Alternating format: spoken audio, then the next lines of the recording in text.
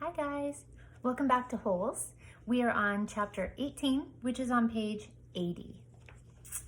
The next morning, Mr. Sir marched the boys to another section of the lake, and each boy dug his own hole, 5 feet deep and 5 feet wide. Stanley was glad to be away from the big hole. At least now he knew just how much he had to dig for the day, and it was a relief not to have other shovels swinging past his face or the warden hanging around. He dug his shovel into the dirt, then slowly turned to dump it into a pile. He had to make his turn smooth and slow. If he jerked too quickly, he felt a throbbing pain just above his neck where Zigzag's shovel had hit him. That part of his head between his neck and ear was considerably swollen. There were no mirrors in camp, but he imagined he looked like he had a hard-boiled egg sticking out of him. The remainder of his body hardly hurt at all. His muscles had strengthened, and his hands were tough and calloused. He was still the slowest digger, but not all that much slower than Magnet. Less than 30 minutes after Magnet returned to camp, Stanley spat into his hole. After his shower, he put his dirty clothes in his crate and got out his box of stationery. He stayed in the tent to write the letter so Squid and the other boys wouldn't make fun of him for writing to his mother. Dear Mom and Dad, camp is hard but challenging. We've been running obstacle courses and have to swim long distances on the lake. Tomorrow we learn...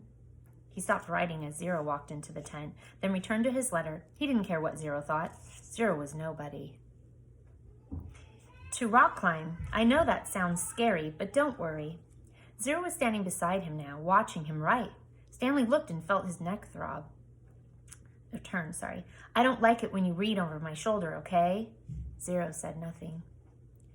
I'll be careful. It's not all fun and games here, but I think I'm getting a lot out of it. It builds character. The other boys... I don't know how, said Zero. What? Can you teach me? Stanley didn't know what he was talking about. Teach you what? To rock climb? Zero stared at him with penetrating eyes. What? Said Stanley. He was hot, tired, and sore. I want to learn to read and write, said Zero. Stanley let out a short laugh. He wasn't laughing at Zero. He was just surprised. All this time he had thought Zero was reading over his shoulder. Sorry, he said, I don't know how to teach. After digging all day, he didn't have the strength to try to teach Zero to read and write. He needed to save his energy for the people who counted. You don't have to teach me to write, said Zero, just to read. I don't have anybody to write to. Sorry, Stanley said again. His muscles and hands weren't the only parts of his body that had toughened over the past several weeks. His heart had hardened as well. He finished his letter. He barely had enough moisture in his mouth to seal and stamp the envelope. It seemed that no matter how much water he drank, he was always thirsty. Chapter 19. He was awakened one night by a strange noise. At first he thought it might have been some kind of animal, and it had frightened him. But as the sleep cleared from his head, he realized that the noise was coming from the cot next to him. Squid was crying. You okay? Whispered Stanley. Squid's head jerked around. He sniffed and caught his breath. I'm fine, he whispered and sniffed again. In the morning, Stanley asked Squid if he was feeling better. What are you, my mother? Asked Squid. Stanley raised and lowered one shoulder. I got allergies, okay? Squid said. Okay, said Stanley. You open your mouth again and I'll break your jaw. Stanley kept his mouth shut most of the time. He didn't talk too much to any of the boys, afraid that he might say the wrong thing. They called him caveman and all that, but he couldn't forget that they were dangerous too. They were all here for a reason. As Mr. Sir would say, this wasn't a Girl Scout camp. Stanley was thankful that there were no racial problems. Armpit, X-Ray, and Zero were black. He, Squid, and Zigzag were white. Magnet was Hispanic. On the lake, they were all the same reddish-brown color, the color of dirt. He looked up from his hole to see the water truck and its trailing dust cloud. His canteen was still almost a quarter full. He quickly drank it down, then took his place in line behind Magnet and in front of Zero. The air was thick with heat, dust, and exhaust fumes. Mr. Sir filled their canteens. The truck pulled away. Stanley was back in his hole, shovel in hand, when he heard Magnet call out, Anybody want some sunflower seeds? Magnet was standing at ground level, holding a sack of sunflower seeds. He popped a handful into his mouth, chewed, and swallowed, shells and all. Over here, called X-Ray. The sack looked to be about half full. Magnet rolled up the top, then tossed it to X-Ray. How'd you get them without Mr. Sir seeing you? Asked Armpit. I can't help it, Magnet said. He held up both hands, wiggled his fingers, and laughed. My fingers are little magnets. The sack went from X-Ray to Armpit to Squid. It's sure good to eat something that doesn't come from a can, said Armpit. Squid tossed the sack to Zigzag. Stanley knew it would come to him next. He didn't even want it. From the moment Magnet shouted, "Anybody want some sunflower seeds?" he knew there would be trouble. Mr. Sir was sure to come back, and anyways, the salted shells would only make him thirsty. "Coming your way, caveman," said Zigzag. "Airmail and special delivery." It's unclear whether the seeds spilled before they got to Stanley or after he dropped the bag.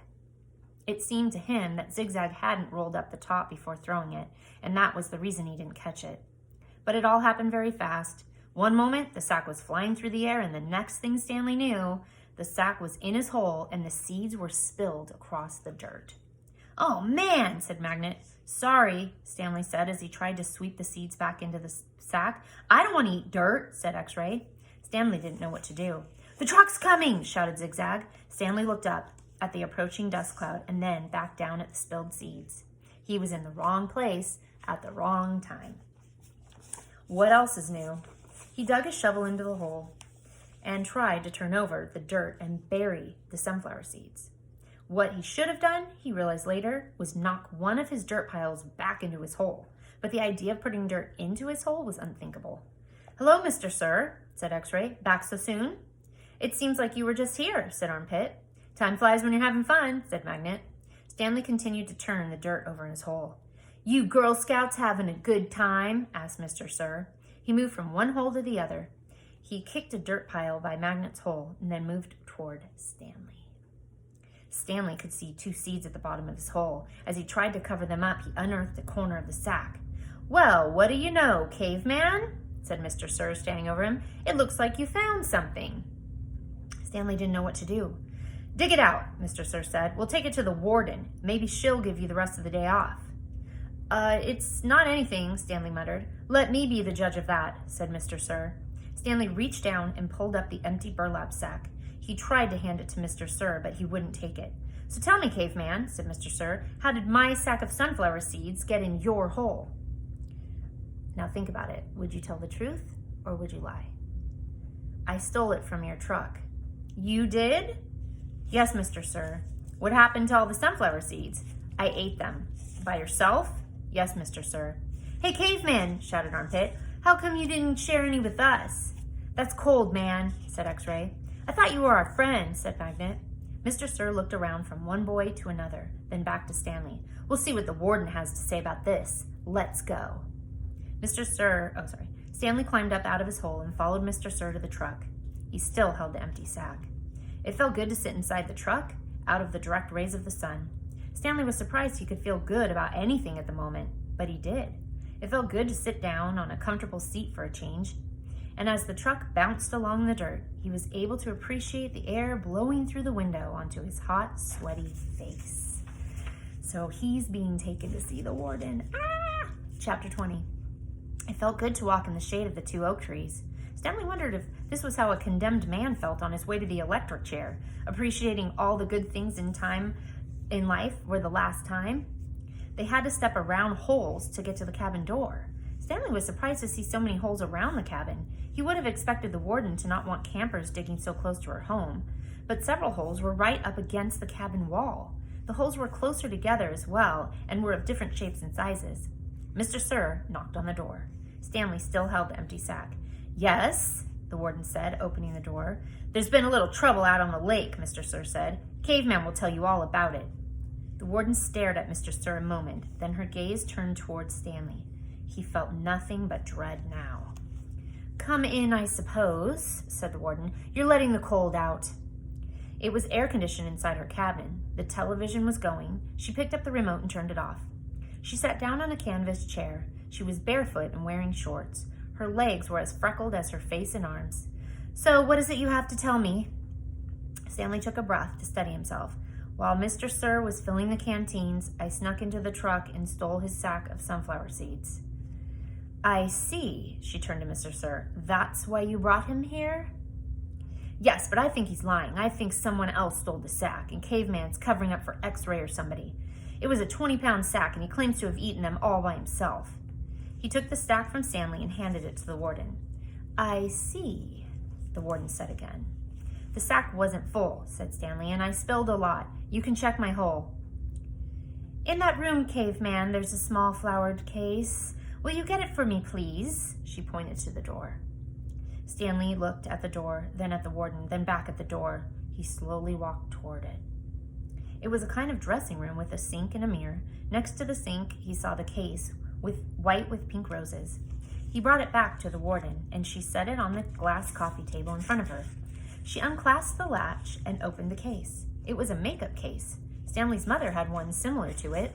He saw several bottles of nail polish, polish remover, a couple of lipstick tubes, and other jars and powders. The warden held up a small jar of dark red nail polish. You see this, caveman? He nodded. This is my special nail polish. Do you see the dark, rich color? You can't buy that in a store. I have to make it myself. Stanley had no idea why she was showing it to him. He wondered why the warden would ever have the need to wear nail polish or makeup. Do you want to know my secret ingredient? He raised and lowered one shoulder. The warden opened the bottle. Rattlesnake venom. With a small paintbrush, she began applying it to the nails on her left hand. It's perfectly harmless when it's dry. So as she's painting right now, is it dry or is it wet? Ugh. She finished her left hand. She waved it in the air for a few seconds and then began painting the nails on her right hand. It's only toxic while it's wet. She finished painting her nails, then stood up. She reached over and touched Stanley's face with her fingers. She ran her sharp, wet nails gently down his cheek. He felt his skin tingle. The nail on her pinky just barely touched the wound behind his ear. A sharp sting of pain caused him to jump back. The warden turned to face Mr. Sir, who was sitting on the fireplace hearth. So you think he stole your sunflower seeds? No, he says he stole them, but I think it was... She stepped toward him and struck him across the face. Mr. Sir stared at her. He had 3 long red marks slanting across the left side of his face. Stanley didn't know if the redness was caused by her nail polish or his blood. It took a moment for the venom to sink in. Suddenly, Mr. Sir screamed and clutched his face with both hands. He let himself fall over, rolling off the hearth and onto the rug. The warden spoke softly. I don't especially care about your sunflower seeds. Mr. Sir moaned. If you must know, said the warden, I liked it better when you smoked. For a second, Mr. Sir's pain seemed to recede. He took several long breaths, deep breaths. Then his head jerked violently, and he let out a shrill scream worse than the one before. The warden turned to Stanley. I suggest you go back to your hole now. Stanley started to go, but Mr. Sir lay in the way. Stanley could see the muscles on his face jump and twitch. His body writhed in agony. Stanley stepped over him. Is he... Excuse me? Said the warden. Stanley was too frightened to speak. He's not going to die, the warden said. Unfortunately for you. So why does she say unfortunately for you that he's not going to die? Why would it be unfortunate that he's not going to die for Stanley? So, we talked earlier about what your opinion is of the warden, and I'm wondering if this chapter is more evidence toward what you already thought. All right, I will see you next time. Don't forget to go to the correct time at group today.